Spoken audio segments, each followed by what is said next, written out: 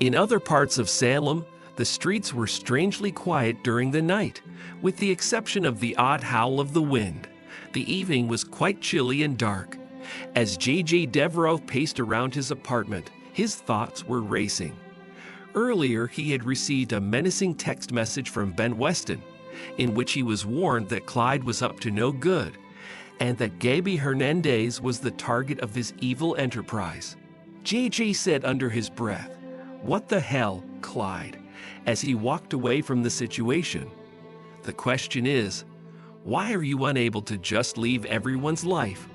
As J.J. considered the possibility that Gabby was in jeopardy, his heart began to ache. It was irrelevant that they had a complicated history because his instinct to protect them far transcended whatever tension that had remained between them. In a hurry, he put on his jacket, slipped what appeared to be his pistol into his waistband, and then he departed. An analysis of Gabby's predicament. While all was going on, Gabby was perched in the dimly lit back area of Club TBD, her eyes darting back and forth toward the entrance. With a threatening smirk on his face, Clyde Weston leaned over her. He was threatening her. Clyde responded, "Relax, sweetheart," with a southern drawl that was infused with all the hatred that the world has to offer. "To begin, I would like to have a brief conversation about your company," she stated. By crossing her arms, Gabby was attempting to feign composure and give the impression that she was unfazed by the circumstances as they were. "You are not sure what you are doing, but whatever con you believe you are pulling, you have no interest in executing it." With a chuckle, Clyde moved closer to the speaker.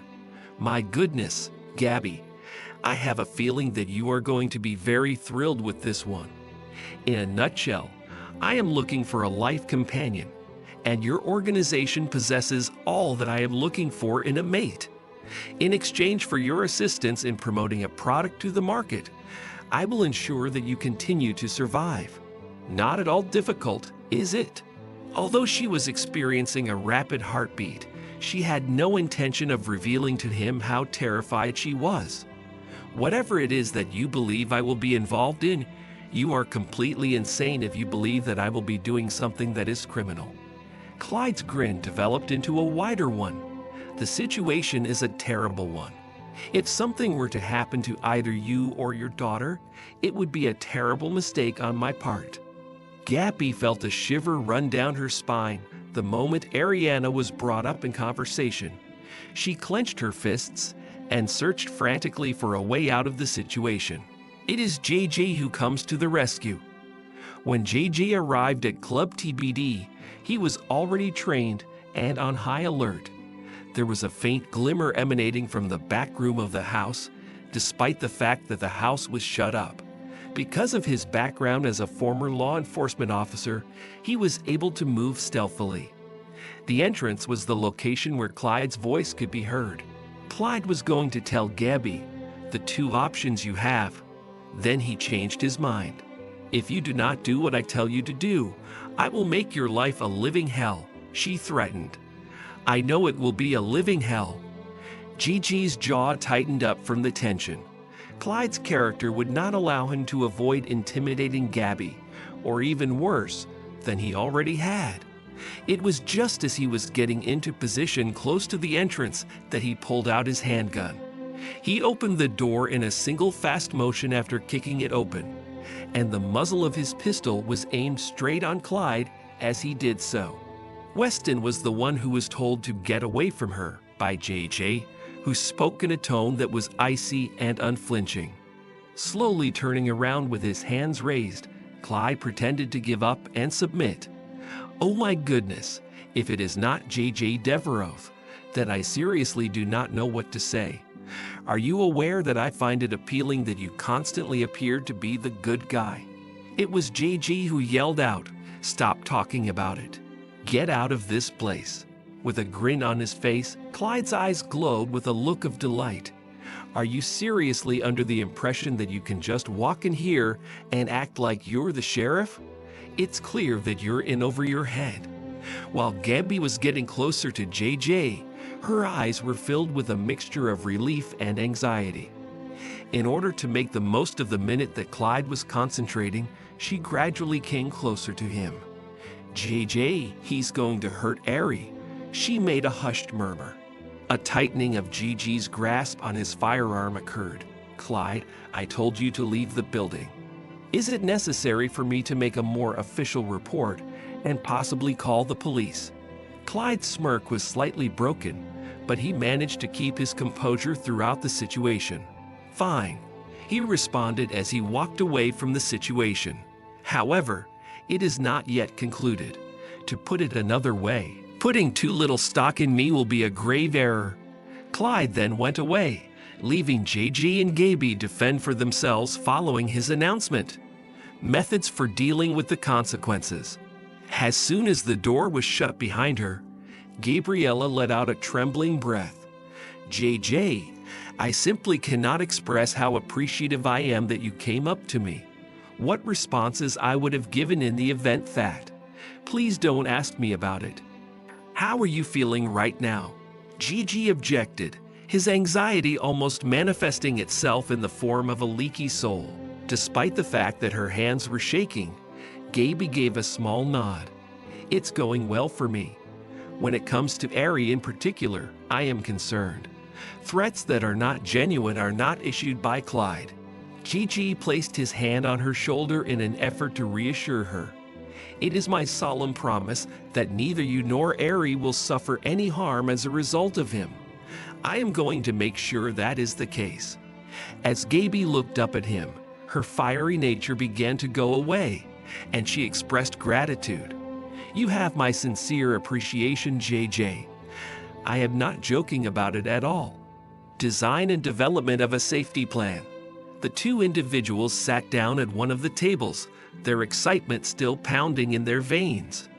Within the statement that he released, JG stated, "We have to figure it out from here. Clyde is not going to resign from his position simply because I frightened him tonight," the speaker said. There was a faint nod from Gaby. To ensure the safety of Gaby Chick and the property, I shall increase the level of security. Knowing that Ari will always be within a short distance of me is a comforting thought. For the time being, that's a good beginning, JG stated. However, I believe that we ought to involve the authorities in this situation, because Clyde has been evading detection for an excessive amount of time. The time has come for him to pay the price for his failure to call the losing. Gaby appeared to take a momentary halt. Are you absolutely certain that the police staff is aware of how to deal with someone like him? With a glance in her direction, JG's determination was clear to her. I will see to it that they are united. And if they don't, I'll be the one to bring him up on my own. Gaby let out a sigh as she noticed some cracks appearing in the walls. The sensation of being so exposed is something that I despise. Everything that I've constructed is put in jeopardy by a single creep, and that's a lot. When JG stretched out, he took her hand and shook it into his own. Gaby, to put it more succinctly, you are one of the most influential persons I am acquainted with. You are the only one who can defeat Clyde while you are fighting you. The rekindling of a promise. Despite this, Gaby found herself smiling as the tension that had been building up in the space between them began to evaporate. The person who was speaking said, "You know, for a guy who used to be such a jerk, you've definitely turned into a pretty good guy recently." Whereas JG was laughing. When it comes to Hernandez, you can't allow it to mess with your head. In spite of my best efforts, I continue to be a bother. In a circumstance that would have otherwise been gloomy, they brought a ray of light into the situation by laughing together. They chuckled together. Gaby expressed her gratitude to JJ by saying, "Thank you, JJ," but this time she kept her tone more subdued. In every possible way. Providing reassurance, JJ gave Gigi a little squeeze on the hand. "I don't really require you to express gratitude to me. You can count on me to watch out for you at all times. It is not yet the end of the conflict." When JG had finished walking Gaby back to her car, he couldn't help but get the impression that this was just the beginning of what was to come. But he was wrong. Because Gigi was aware that Clyde was not the type of person to let sleeping dogs lie, he was aware that he would need to remain vigilant. Nevertheless, for the time being, he took solace in the knowledge that Gaby and Ari were safe, and he was resolved to do whatever it needed to ensure that they remained in that state. One final time before they went and shut the door behind them. Gigi, you should exercise caution. Clyde is a person who is prone to taking risks. With a sneer on his face, Gigi responded, so am I. And he seemed to be pulling apart by these innate reactions to defend certain individuals. Gigi was prepared for anything that might come his way, despite the fact that the struggle against the monster Clyde was not yet entirely ended. The realization that the people he loved the most were the ones who were going to be there for him in some way or another caused Gigi Devrov to lose a significant portion of himself after all the turbulence that occurred in Salem. As a result, he made it a point to ensure that he kept them out of his mess at all costs. As is customary, the Horton Town Square was alive with activity, and the holiday lights cast a warm and bright presence over Salem. As Leo Stark made his way through the crowd of people, he did so with the zeal that has become his trademark. However, despite his typical self-assurance, he was struggling with a decision that had the potential to alter the course of his life irrevocably. Despite the fact that his heart was beating, he found himself staring at the contact information for Marlena Evans as his palm was securely wrapped around his phone. He continued to mutter under his breath, "This is absurd," as he continued to move forward. It is not necessary for Leo Stark to see a psychiatrist. My actions are not in any way harmful. However, he was aware that those remarks were not true even while he was saying them. There was a secret that Leo had kept hidden for a very long time, and it was beginning to put a lot of pressure on him. And he had faith in Marlena for reasons that he was unable to adequately articulate. Before dialing her number, Leo waited for a moment. His scarf was swept in a sweeping motion as he accomplished this. It was an unanticipated phone call. The voice that came in from the other end of the telephone was one that was warm and comforting, and it said, "This is Dr. Marlena Evans speaking." When he identified as a Leo, he dropped to an especially low level. After what seemed like a brief delay, Marlena finally spoke in a tone that sounded like it was filled with wonder. "Leo, I was completely taken aback by this. Tell me, what can I do to help you out?" All of a sudden, Leo was having second thoughts about the situation. On the other hand, at all times he felt impelled to continue forward with the possibility of carrying his weight by himself. Let us have a discussion on this. To be more specific, let's talk about it. Do you suppose you are free? The professional instincts that Marlena had developed began to take effect almost immediately. In no uncertain terms, if you have a moment, would you mind stopping by my office to say hello? Following the return of Leo to his usual charming self, he said the words, "Perfect. Also, don't be concerned, doctor. I will take care of the drama. All you need to do is bring some tissues." One aspect of Leo that is vulnerable. After an hour had passed, Leah was seated on the comfortable couch in her office, looking more vulnerable than she normally would have been. All of a sudden, his normally sharp and fast humor was replaced by an air of skepticism that was quite different. Marlena, who was keeping a careful eye on him, was so unfazed that he was able to freely express himself without fear of being embarrassed. The tone of her voice remained soothing as she inquired, "So what is it that you are thinking about, Leo?" At that moment, Leo distracted himself by fidgeting with the hem of his fancy jacket in an effort to avert her sight. "I would appreciate it if you would not make fun of me, but I am beginning to believe that I do, in fact, have a conscience. This is a genuine one, if you will." Curious, Marlena cocked her brow in confusion. That does not appear to be something that a person would ever find hilarious. Nevertheless, I am curious as to why you see this to be a problem. The sigh that he sent out was quite dramatic, because it is completely and utterly destroying my entire game. I am required to portray myself as the roguish charmer and the unrepentant schemer in order to fulfill the requirements. Obviously, the peculiarity has not yet made its way into my consciousness, and as of late, I have not been able to shake the nagging thought that perhaps I have gone further than I should have. These are the results of the problem. In addition to the fact that Marlena's voice had a tone that was agreeable to the ear, she leaned slightly forward. Would it be possible for you to tell me what caused this to happen? Were you making a note of a particular circumstance to keep in mind? Following a brief pause, Leo took a few deep breaths. It is related to Gwen in some way. By the way, Sonny, to put it simply, everyone in the entire universe. Due to the fact that I have spent a significant amount of time making things difficult for other people, it has prompted me to contemplate and ponder. As a result, I will continue to ask myself, what if maybe you are better off without me there? Marlena seemed to be frowning. How could you possibly have such a thought? Nevertheless, if I touch something, it will be ruined. Suddenly, Leo let out an exclamation, his voice breaking slightly. Check out Gwen for yourself. When she is finally getting things together, then what the hell am I expected to do while she is doing that?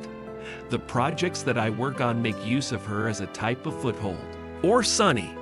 I mean, I did love him, but I couldn't help myself from lying to him and doing other things that compromised the validity of our relationship. I was unable to force myself to refrain from doing that. I am now at the point when I begin to question myself. Perhaps the issue is with me, when viewed from Marlena's perspective. For a moment, Marlena seemed contemplative as she examined his face. To speak for myself, Leo, you have a great deal of guilt. By doing so, you are demonstrating that you care about the individuals who are a part of your life, which is a positive indicator. A positive emotion is pointless unless it motivates you to make a change in your behavior. Are you capable of doing better? After that, Leo blinks, and the expression of surprise that appears on his face is clear. Are you willing to make amends? Do you want me to simply walk up there and apologize to everyone I've ever wronged and just try to put on my best Oprah show? Do you want me to do that? Having to listen to it is exhausting. In any case, one of the things that Marlena mentioned, with a slight grin on her face, was that it doesn't have to happen all at once. Taking responsibility for your actions, on the other hand, can be a really liberating process for you to go through. The objective is not to forget the past. Rather, it is to make sure that we have a brighter future ahead of us. Have a look at the signs of hope. Leo gave her comments some thought, and rather than responding with his typical sneer, he gave them some real thought. Do you honestly believe that people are capable of changing? I have witnessed it take place, Marlena stated with a loud and commanding voice. On the other hand, it requires a significant amount of effort and a willingness to risk getting wounded. It is not simple, but it is unquestionably something that should be attempted. Leo heaved a sigh as he slumped back into the couch and relaxed. How wonderful. I am not a schemer. Rather, I am a project. Outstanding. It was a muffled chuckle that Marlena let out. You are not a project, Leo. You are not a project. As a human being, you are making a decision about who you will become in the future. The voyage in question is one that ought to be undertaken without a doubt. A plan for redeeming yourself as an individual. Following the conclusion of the final little minute of stillness, Leo stood up, and the spark he had gotten accustomed to appearing in his eyes returned immediately. All right, Doctor. In the event that I am going to persevere through this process of atonement, I will do so in a manner that is unique to me. There are no sad justifications or stories of regret. Certainly, I shall be wonderful, and I will do so from the very depths of my heart. Just try to conjure up images of sparkle and authenticity in your mind. At Marlena, he flashed a grin. As long as what you put out there is genuine. I believe that people will be thankful for what you put out there. On the other hand, keep in mind that the objective here is not to perform, but rather to be genuine. The way that Leo nodded his head was not with the affected gravity of a real judge, but rather with an atypical gravity that is indicative of the manner that one at least pretends to sit in judgment, telling the truth. And that's it, the majority of the time. What comes first? Isn't that correct? A nice greeting from Marlena. That's exactly right. Most importantly, Leo, if you ever find yourself in need of assistance, you know exactly where to find me. It's the beginning of a new chapter. As Leo was leaving Marlena's office, he experienced a peculiar mixture of relief, determination, and a touch of terror. This occurred at the same time. For the first time in a very long time, he was willing to give it a shot, despite the fact that he was skeptical that he would be able to make a genuine impact. Once more, he was standing in the town square when he pulled out his phone and examined the contact information that Gwen had provided. He pressed the call button after a brief lull in the conversation. Upon her picking up the phone, he addressed her as Gwen, using a tone of voice that was abnormally light. "Are you able to communicate with me? You have my deepest apologies sincerely." There is no doubt that it was a modest but significant beginning. It was entirely Marlena's fault that Leo Stark in the end made the decision to start a new chapter in his life. In Salem, Leo Stark is known for being a notorious troublemaker. However, there was one thing that could not be disputed.